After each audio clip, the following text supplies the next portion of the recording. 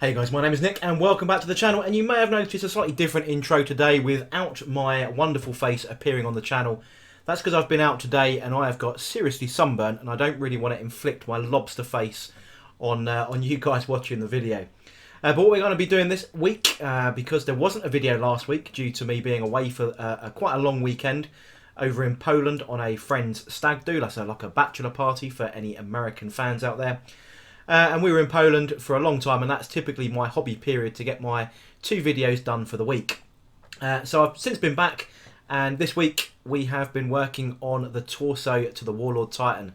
So I've got a video that's going on in the background here. It's on fast forward, just so it doesn't look, or it doesn't bore you as much, I guess, is probably the best way of putting it.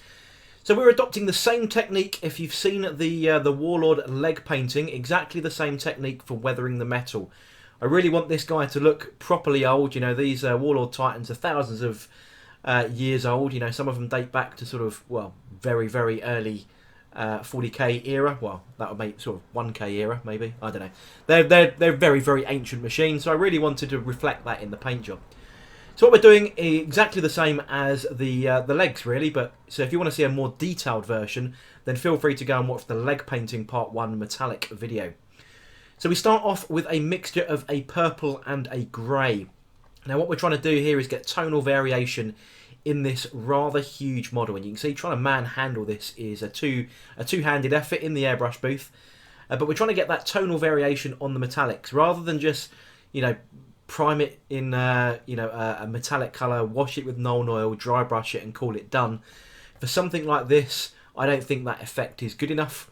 So what we're doing is trying to get an aged, worn, tonally varied, stressed, battle damaged, whatever you want to call it, metal effect.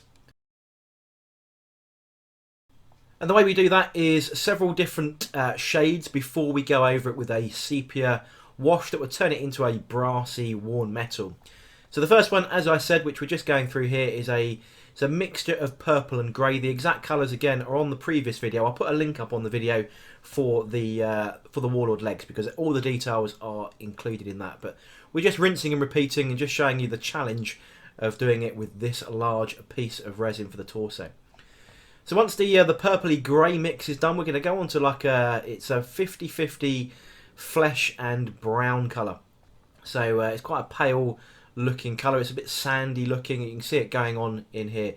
And the way we apply the purples and this sort of sandy flesh pink colour is just very, very random. There's no hard and fast rule. We're just going to go around the model and just pick out areas and just sort of apply, you know, variations and patterns. You can go over the purple bits. You don't have to go over the purple bits. You probably will if you were doing that. And we'll just go around and we'll do the rest of the model. So I'm not going to show every single bit of airbrush spray because that's not really what you need to see. You just need to see the different effects that we get. The next stage then is larger patches of, I'm using Guilliman Blue Glaze. Now I believe this one is being discontinued, but I think there's a replacement within the Contrast brand if we're looking for that. But yeah, this is again applying sort of tonal variation, almost like a bruising effect that you're going to get from a purple that we'll do after this, but this is the blue stage at this point. Now I'm applying this in larger patches rather than completely varied. I mean, it is still a varied pattern, but it's in a larger quantity in each zone. It just adds to that effect, and I think it just works. And it's exactly what I've done on the leg, so it all kind of matches in as we go through. So what we're going to do is just go through and do all this blue bruising effect around the model. And once we're done, which is pretty rapid because airbrush paints do dry a bit quicker, we're going to rinse and repeat that process we've done with the blue, but this time I'm using Druki Violet, which is a purple glaze from Games Workshop. So I'll be doing exactly the same thing, larger sort of patches, going over some of the other bits. You can see how when you spray the purple over that sort of tanny pink brown colour that we did earlier, the flesh colour, it actually changes the hue quite quickly. By applying this basically as a filter over the top of it, it changes that base colour immediately. So where we've gone with the purple and grey and then that flesh colour, and then you apply these 2 glazes over the top, you're ended up, instead of just being 4 different variations, you end up with about 6 different shades of colour. So it all adds to that larger effect. Now with such a beastly piece of resin, you do need to make sure you go around and catch all the bits because you don't want to keep going back to this. So doing the sort of top-down version and then the underside to try and make sure I've got enough pattern and variation across all the metals. And then we actually go around and use, I've actually used, I think it was a Yandon orange, I think it is, a glaze with a little bit of red in, because I did use a clear Tamiya red on the legs, and that paint is dead and was trying to kill my airbrush. So I've made up something that approximates it, which was, yeah, it's, I'm just going to double check what colour that was. It is a Yandon yellow with a dash of red in it. So that's what we've done for the final bit of colour variation here, which is all going to sit underneath the overall metal colours that we're going to go for shortly. Again, exactly the same as the legs, because you want the top to match those legs. So we can go on, once all that dries, the next stage then is a lot of dry brushing. So I'm using gunmetal from Vallejo, but lead belcher is exactly the same stuff really.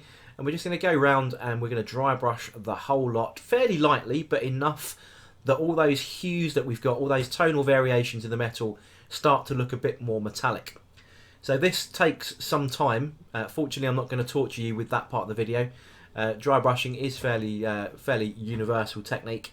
But you can just see I'm just going to go around with my large dry brush, which has seen better days to be honest. But I'm just going to go around and give this whole thing a thorough dry brush.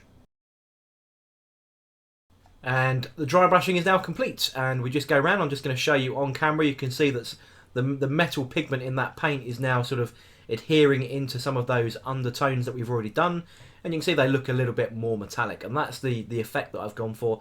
That's the one I really like, and that's what I've done on the leg. So again, apologies I keep mentioning this, but I want the top to look exactly the same kind of metalwork as the legs. Now the final stage for this is the sepia airbrush. So this comes out, if you apply glazes through an airbrush, it doesn't do a wash. So one of the big things about washes is it all goes into the recesses, and that's the main thing to apply shades. Nuln Oil does it. You know, we use Agrax Earthshade to do this quite a lot on other colours. And sepia washes and all the rest of it do something similar. But when you put it through an airbrush, because of the way that the paint atomises, even though it is a glazed paint, it acts as a filter. And a filter is designed just to change the tone of the colour that's underneath. So by applying a filter sepia through the airbrush, all it's going to do is change that tone of the metalwork that we've done with all that variation, with all those different colours, into a brass finish. And that's exactly what we're going to see on the video now. And I'm just going to go through. My airbrush does keep getting a little bit stuck here, but we'll fast forward and we'll get to the end result. And when that sepia has dried through the airbrush, this is the net effect. It's a little bit difficult to see. The lights in this room today seem to be particularly bright. So it's not actually showing too well the brass colour. And unfortunately I didn't get a chance to take some still pictures in the photo booth so that you can actually see that come out nice and clear. But you can see it a little bit better from this. And I believe I did give it a second coat after this one dried, just to give it that added brass effect. Because when I actually mounted this onto the legs, it didn't quite look right. It just needed that extra coat, so that's exactly what I've done. But unfortunately, as I said, I didn't get a chance to take some stills in the photo booth this week. There's a lot going on in work and all kinds of other stuff going on at the moment. So unfortunately, I haven't done that. But for the next video, we'll have a little bit more detail. I'm going on to the armour panels next. So while this is all beginning to dry, there's some details obviously that need to go on. There's lots of pipes and other bits and pieces, especially around the crew entrance that's at the back. But while this was all drying, it was time to move on to some armour plates. If you follow me on Instagram, you would have seen a few shots of that already on Instagram. So that's pretty much all I want to show you on this video. Apologies again that there was no video last week, just because I was away on that stag/bachelor party during my normal hobby nerd time, so I didn't get a chance to make those videos. But I hope you enjoyed this one. I hope you learned something new, and if you did, don't forget to like, comment and subscribe, and I shall catch you guys on the next video.